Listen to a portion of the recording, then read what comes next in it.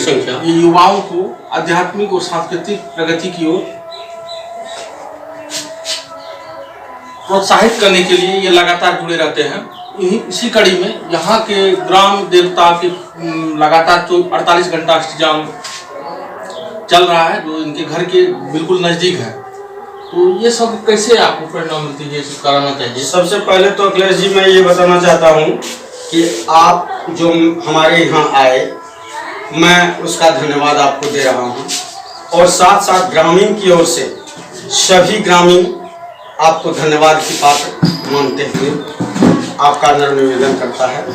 रह गया बात जो ग्राम देवता स्थल जो सदियों से आ रहा है, उस आधार पर मैं कहना चाह रहा हूँ कि हमारे पूर्वजों ने जो स्थापना की, उस आधार पर अभी वहाँ अष्टजाम 48 घंटा का रखा गया है, जो सभी ग्रामीण सहमति और सौजन्य से चल रहा है।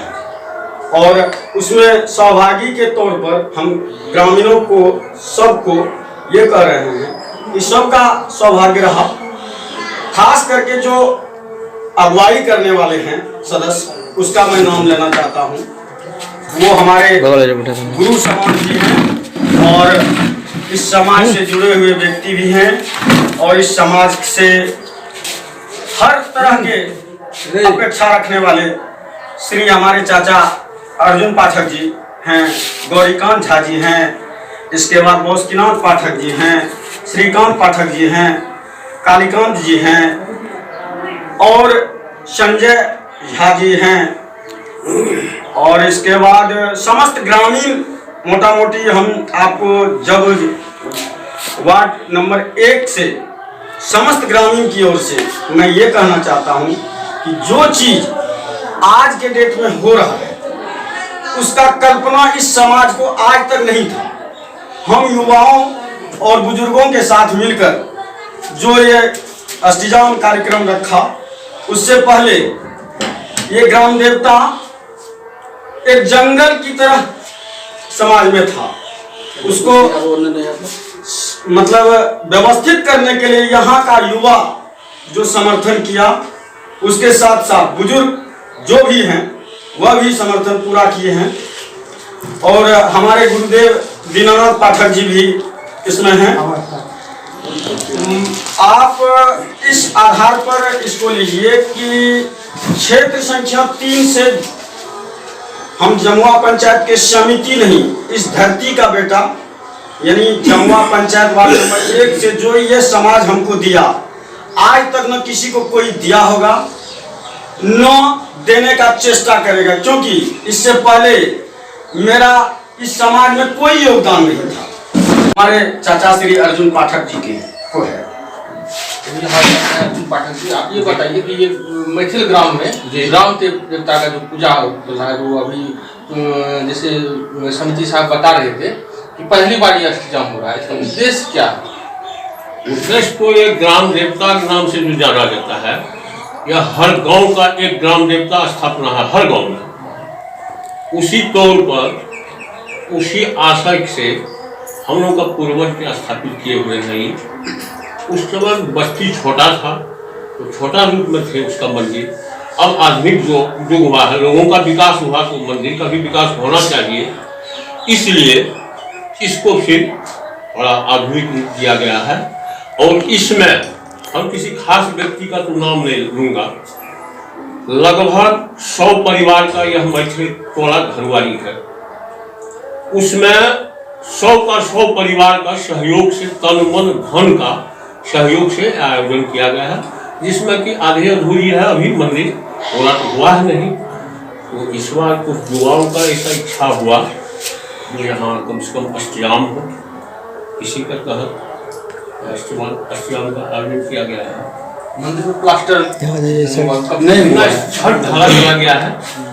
इसके बाद सारा काम अभी बाकी है। और जो कि एक खास बात इसमें और है, जो इसमें जो कुछ पैसा लगेगा वह ग्रामवासी ही देंगे, यह चंदा की था लेकर के, क्योंकि इसका नाम ग्राम देवता है, तो जो कुछ होगा सहयोग इसी ग्रामीणों द्वारा होगा। और सहयोग भी पूरे का पूरा किसी व्यक्ति विशेष का यहाँ नहीं है, यह संपूर्ण मैथिल ग्राम भरवारी का ही इसमें सहयोग है और आगे भी जो कुछ होगा इसी ग्रामीणों द्वारा ही होगा। ग्राम की खुशहाली के लिए ये लगातार किए। हाँ, तो देवी देवताओं का तो पूरा जहाँ कहीं होता है ग्राम देवता ये ग्राम का विकास हो, पंचायत का हो, प्रखंड का हो, राज्य का हो, देश का हो, यही कल्पना हम लोग करते हैं। लेकिन इसका नाम ग्राम देवता इसलिए रखा गया है जो हर यह मैथिल संप्रदाय या प्रथा है कि और भी सनातन धर्म जितने हैं सबका ये परंपरा है जो ग्राम देवता का स्थापना होता है, जिसमें कि देवी अनेकों अनेक है, कहीं काली है, कहीं दुर्गा है, कहीं राधा कृष्ण है। इसमें राम ठाकुर और शीतला का स्थापना किया गया है और उसी का पूजा पाठ हम लोग करते हैं। वार्षिक पूजा भी करते हैं। वार्षिक पूजा भी इसका होता है सालाना, साल में जी साल में एक बार। हाँ, एक बार तो अनिवार्य है पूरे ग्रामीणों का चंदा से।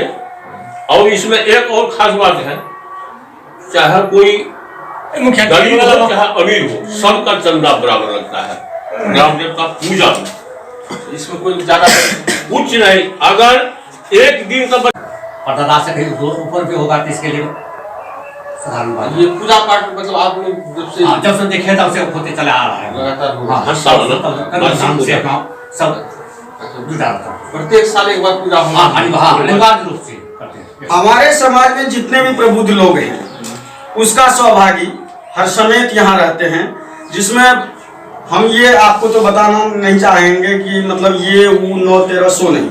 सबसे महत्वपूर्ण बात है कि समाज को जागरूक करने के लिए अगर हमारे बुजुर्ग नहीं आगे आएंगे तो युवा कभी भी काम नहीं कर पाएगा। युवा को जागरूक करने के लिए हम सभी तत्परता से काम करते हैं। इसमें जयेंद्र झा जी मास्टर साहब हैं हम लोग के, कुछ नौकरी पर्सन के जितने भी सदस्य हैं वह बढ़ चढ़ के भी हिस्सा ले रहे हैं। आदित्यनाथ जी हैं, हम जो देख रहे हैं। और मैं ये कहना चाहूंगा कि समाज को जोड़ करके अगर चलने का कैपेसिटी आप में है, वही आपका सामाजिक ताकत हुआ। और अगर उसमें विखंडन हुआ तो समाज आपका विखंडन में चले जाएगा।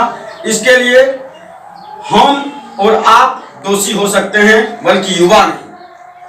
आप इसी शब्द से मैं विवेकानंद पाठक जी मेरे बड़े भाई हैं, उसका कुछ वार्ता पता कि ग्राम देवता के बारे में ये पूजा जो है जैसे आप जो है लगातार साल ये पूजा हो रहा है। जी जी, अष्टजाम पहली बार हो रहा है। हाँ, मेरा मानना है कि जैसे कि कोई भी शुभ काम करने से पहले ईश्वर का नाम लेते हैं। शायद हमारे पूर्वज इस जमीन पर जो पहली बार आए होंगे बसने के लिए, तो उन्होंने ईश्वर को स्थापित किए होंगे और उसी समय से ये परंपरा चली आ रही है। जहाँ तक ये हरिनाम संकीर्तन का बात है, तो ईश्वर में आसक्ति पैदा करने के लिए 9 तरीके बताए गए हैं, जैसे हम लोग नवधा भक्ति करते हैं। उनमें से एक तरीका ये भी है, ये जो कीर्तन आप सुन रहे हैं अभी, हाँ, ये भी एक उनमें से तरीका है। ईश्वर के प्रति थोड़ा सा जो है ना भावना पैदा होती है। जो नास्तिक लोग होते हैं वह भी हम वहाँ जाकर के थोड़ा रुकते हैं, अपना ये सर झुकाते हैं, ईश्वर के प्रति समर्पित होते हैं, तो उसमें थोड़ा सा ये होता है।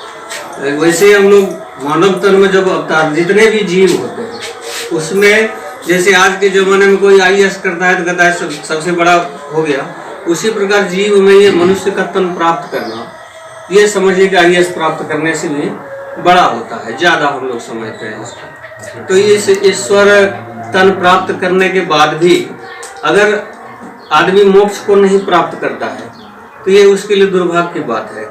इसलिए ये सारी कीर्तन वगैरह सबकी जो परंपरा है, वो चैतन्य महाप्रभु बंगाल में हुए थे, उन्हीं की देन है ये, तभी से ये चलता है। अच्छा, ये मतलब लोगों में आध्यात्मिक प्रवृत्ति लाने के लिए, हाँ, आध्यात्मिक चेतना पैदा करने का एक तरीका। बाबू